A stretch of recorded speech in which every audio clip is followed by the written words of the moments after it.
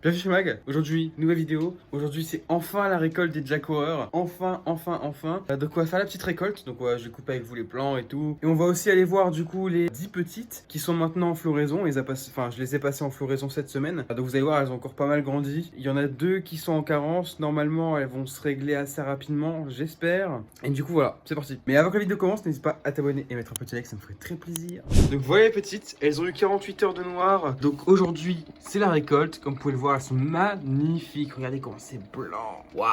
Ceux là-bas, elles sont encore plus belles. Elles ont des petites nuances de violet. Elles sont géniales. Vous allez voir comment on va les sortir. Du coup, là, je vais sortir les pots et je vous montre ça juste après. Donc voilà un peu ce que ça donne, messieurs. Regardez-moi comment elles sont incroyables. C'est quand même des petits monstres. Hein. Elles sont bien blanches. Bien pas mal. Ceux-là, c'est mes préférés. Et elles ont une petite, je sais plus comment on appelle ça, mais elles sont un peu violettes, quoi. Une fainécence, je crois, un truc comme ça. Mais elles sont pas mal violettes, comme vous pouvez le voir, grâce à la température qui était un peu plus froide en floraison.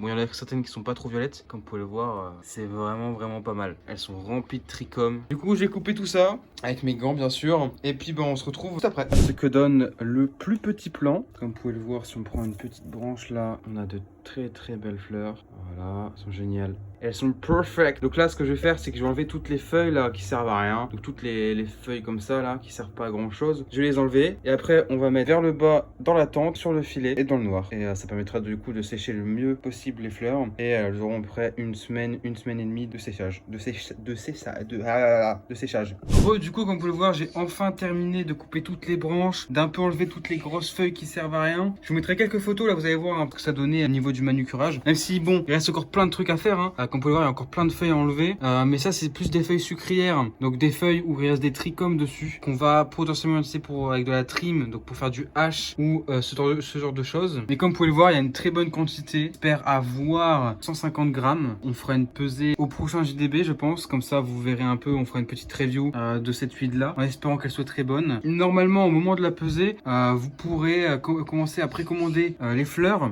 Donc ce sera sur le site maxcbd.fr. Mais du coup, voilà. Prochaine étape pour ces petites là, ça sera un petit curing de 2 semaines. Mais voilà, c'est à peu près tout aujourd'hui pour cela. Et donc on va aller voir les petites. Donc voilà comment sont les petites. Elles sont très bien. Donc actuellement en stretch. Donc comme vous pouvez le voir directement, on a ces deux là qui sont un peu en carence. Encore c'était pire il y a quelques semaines. Là elles vont commencer à reprendre un peu de force parce que je leur donne pas mal d'engrais. Mais voilà, on a ces deux là qui sont un peu en carence d'azote, potassium. Normalement ça devrait bien se passer. Et comme vous pouvez le voir, le reste, ça se passe très bien. Hein. La toute petite du début, je sais pas si vous vous rappelez, c'est celle-là. C'est cette grande là qui commence à toucher le filet. D'ailleurs le filet je l'ai fait à la main. Je me suis amusé à faire toutes les tresses et tout. Bon, ça m'a pris aussi pas mal de temps à faire. Mais voilà, c'est fait main avec du fil de chanvre. Bien sûr, hein, on reste tout dans le naturel. Mais voilà, du coup, petit rappel, là on a les 3 tatanka, ici les 3 tutti frutti, et là-bas on a 4 Jack Horror. Donc c'est les mêmes que celles qu'on vient de récolter, qu'on aura en plus en termes de stock. Et comme vous pouvez le voir, du coup, le but là pendant le stretch, du coup, c'est essayer de le plus possible montrer les branches, enfin montrer les nouveaux nœuds, comme vous pouvez le voir, comme ici. Donc vous pouvez voir pas mal de petits nœuds qu'il faut qu'on arrive à bien montrer, bien écarter pour que on ait le plus de nœuds possible à la surface et le moins possible en dessous. Sachant que j'ai fait un petit holly popping aussi. Donc j'ai enlevé toutes les têtes qui servent à rien, mais je dois encore en enlever par exemple celle-là, là. On voit pas très bien. Celle-là, là, je pense que je vais pouvoir l'enlever dans pas très longtemps. À la fin de la floraison, je referai un petit coup de déblayage, enfin à la fin du stretch plutôt, pour enlever toutes les petites ramifications qui servent à rien, qui auront que des petites têtes. Voilà, j'ai fait un petit holly popping juste avant de passer en floraison. Donc une semaine avant, sur à peu près tous les plants.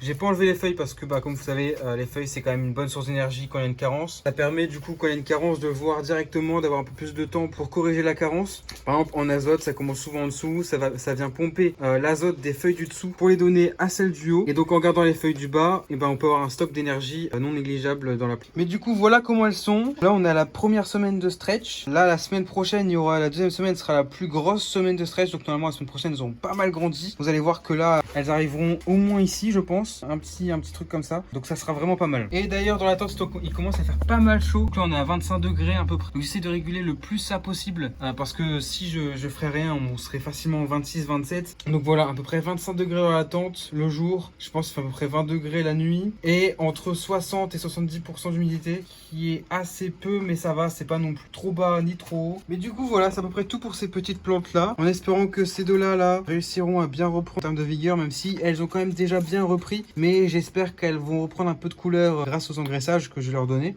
Mais sinon, quand on regarde comme ça se porte très très bien. La tente va être, je pense, pas mal remplie. Mais du coup, voilà, c'est à peu près tout pour ce JDB. Si vous avez aimé la vidéo, n'hésitez pas à vous abonner et à liker, ça me ferait très plaisir. À mettre un petit pouce bleu. Du coup, prochaine vidéo, c'est soit une vidéo explicative sur le CBD, soit un JDB. Je pense que ça sera plus un JDB et ensuite la vidéo explicative sur le CBD. Et du coup, voilà, n'hésitez pas à vous abonner, à cliquer sur les petites vignettes juste ici pour voir le dernier JDB. Sur ce, c'était Mag. Ciao!